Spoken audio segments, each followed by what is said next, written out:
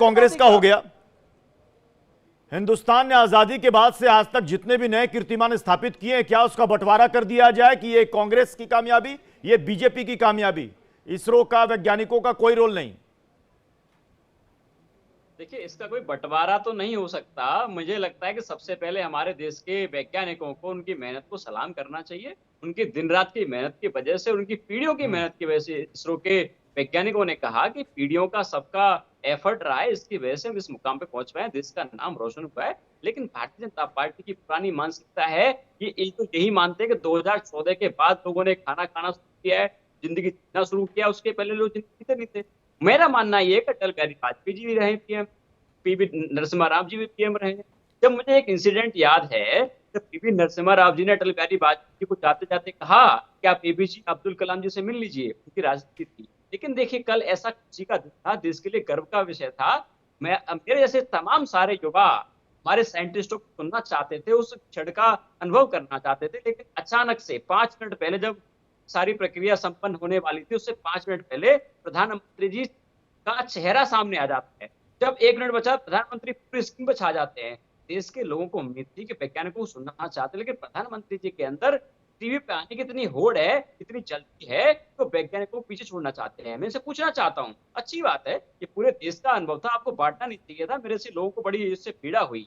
ये देश का पूरा एफर्ट रहा है, वैज्ञानिकों की मेहनत रही है। मैं सलाम उन वैज्ञानिकों को करना चाहता हूँ, उन्होंने पैसे काटने के बावजूद, देखिए रिसर्च का बजट काटने के बावजूद भारतीय जनता पार्टी द्वारा इतनी सारी मेहनत करी, उस मुकाम को सफल बनाने के लिए बहुत बड़ा योगदान रहा है। चारों को पैसे की कमी से जूझना पड़ा, लेकिन उसके बाद भी भारतीय जनता पार्टी गंदी राजनीति करने में ऐसी लगी हुई है। मैं इनसे ये भी पूछना चाहता हूँ, ये कहते थे ये तो अच्छी बात है, इन्होंने आज कहना शुरू कर दिया। शिक्षा की खाली खर्च की रसीदें हैं। प्रधानमंत्री कहते आम आदमी पार्टी भी यही कह रही है कि कल इसरो की उस कामयाबी में अचानक से पीएम का आना इनको अच्छा नहीं लगा। ये कह रहे क्यों आगे आ जाते। मेरा कहना ये है, सारा प्रोग्राम संपन्न हो जाता। आपको नहीं बोलना है, मुझे बोलना है जी। मैं तो ये कह रहा हूं भाई साहब कि आज ये जो कामयाबी है ना, इसमें नंबी नारायण जी को भी याद करने का दिन है। कांग्रेस की सरकार थी, उस महान वैज्ञानिक के ऊपर देशद्रोह का चार्ज लगा 2014 में, 1994 में, और जेल भेज दिया गया। उसी व्यक्ति को 2019 में पद्म भूषण दिया गया। उनके जेल जाने के कारण थोड़ा सा विज्ञान पीछे छूटा है। दूसरी बात कहता हूं, प्रधानमंत्री मोदी जी प्रधानमंत्री हैं तो संबोधन कौन देगा? वही करेंगे। आपको नापसंद है तो आप अपनी साख बढ़ाइए, आप लोगों का दिल जीतिए और अपने पसंद का प्रधानमंत्री ले आइए। ऐसा तो होगा नहीं कि देश के प्रधानमंत्री मोदी जी हैं और राहुल गांधी बहुत बढ़िया मोटरसाइकिल चलाते हैं, विदेशी मोटरसाइकिल लेह में भी चला लेते हैं, तो उनको बोले कि भाई आप बहुत बढ़िया मोटरसाइकिल चलाते हैं, आप देश को संबोधन करिए। ऐसा तो होगा नहीं। प्रधानमंत्री है तो प्रधानमंत्री ही संबोधित करेंगे। इस बात आपको पसंद नहीं है, प्रधानमंत्री चेहरा पसंद नहीं है, आंख बंद कर लीजिए, अगले चुनाव तक का वेट कीजिए और मेहनत कीजिए इनको हटाने में। वो होगा नहीं। लोग पसंद करते हैं, प्रधानमंत्री मोदी हैं तो उद्घाटन वही करेंगे, संबोधन वही करेंगे। आपको मिर्ची लगती है तो लगे, इसका कोई उपाय नहीं, इसका कोई उपाय नहीं है प्रत्युष। और राहुल गांधी तो संबोधन करेंगे नहीं क्योंकि प्रधानमंत्री है नहीं, ऑब्वियस सी बात है। तो इतनी पीड़ा किस बात की है, इतनी पीड़ा किस बात? पवन शर्मा को लाइएगा स्क्रीन पर प्लीज। हाँ पवन शर्मा। मैं जवाब देना चाहता हूं प्रत्युष जी। हाँ मैं जवाब देना चाहता हूं। हाँ दीजिए। प्रत्युष जी, मैं एक लाइन सिर्फ जो भी सज्जन व्यक्ति बोले उनसे एक ही बात पूछना चाहता हूं। जब देश की बेटियां मेडल जीत के लाती हैं तो मोदी जी उनके साथ फोटो खिंचा के देश को मैसेज देते हैं कि मेरे बनाए भारत में लड़कियां दो हैं देश की, वो विदेशों में ओलंपिक में मेडल लेके आती हैं। और जब उन लड़कियों के साथ अत्याचार होता है तो नरेंद्र मोदी बिल्कुल विष्णु प्रसाद गायब की तरह गायब हो जाते हैं। क्यों? तब प्रधानमंत्री की रिस्पॉन्सिबिलिटी, अकाउंटेबिलिटी क्यों खत्म हो जाती भाई? सिर्फ श्रेय लोगे अच्छाई का, अब बुराई किसके दिल में जाएगी? आपको अब नरेंद्र मोदी क्यों नहीं बोलते अपनी बेटी, अपनी बहन, अपने उस बेटे के लिए जिन पे अत्याचार होता है? नरेंद्र मोदी। अरे मोदी है तो देश की अच्छाई बुराई दोनों के लिए होने चाहिए। नरेंद्र मोदी सिर्फ श्रेय लेने के लिए नहीं प्रधानमंत्री। मनोज यादव जी ये बताइए कि कल उस कामयाबी पर देश के नाम पर संबोधन तो प्रधानमंत्री न देंगे, कौन आके देगा?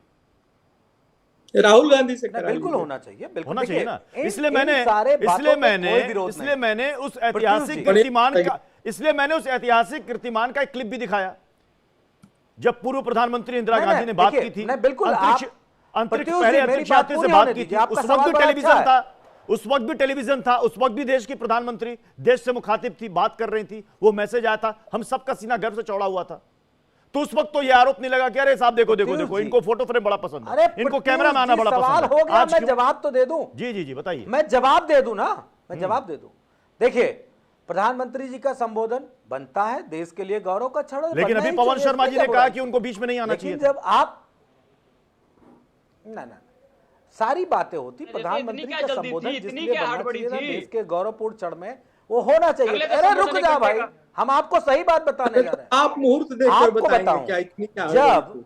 अरे रुक जा भैया, क्यों बीच में बोल रहा हूं, आपके लिए सवाल दे रहा हूं। जब देश की लोकसभा का, नई लोकसभा का लोकार्पण करते हैं प्रधानमंत्री जी, तो राष्ट्रपति महोदया गायब हो जाती हैं। क्यों? वहां तो जरूरत थी ना, संवैधानिक ढांचे में सबसे बड़ा पद है राष्ट्रपति का, क्यों गायब हो जाते हैं? एक व्यक्ति को बीमारी है श्रेय लेने की, उस बीमारी से लड़ाई है, जहां जिसका हक है प्रत्युष जी, उसको हक दिया जाए, बात खत्म।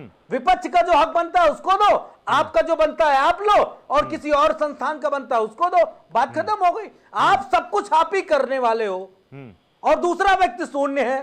ये लोकतंत्र लेकिन की अभी व्यवस्था अभी का अभी कोई आपने भी सुना नहीं, अभी मूल आपने सुना सिद्धांत नहीं। नहीं, अजय कोई वर्मा ने रास्ता कहा, नहीं। अजय वर्मा ने कहा कि भाई जिसका जो डिपार्टमेंट है उसकी जिम्मेदारी उसका हेड लेगा।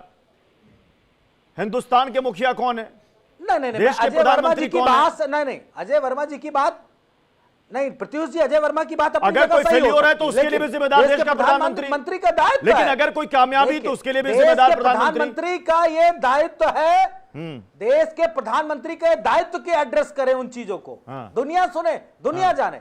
लेकिन जहां जिसका स्पेस है, कम से कम उसको तो स्पेस दो। सवाल इस बात का है, ठीक है अजय, इस बात पे क्यों नहीं बहस होती भाई? अजय जी, इसरो के पूर्व प्रमुख हैं मिस्टर माधवन, उन्होंने एक आरोप लगाया है, यह कहा है कि जानबूझकर के चंद्रयान 2 को डिले किया गया। जो चंद्रयान 2 2019 में लॉन्च हुआ वो 2012 में हो सकता था, लेकिन कांग्रेस की सरकार ने अनदेखी की, कोई दिलचस्पी नहीं दिखाई।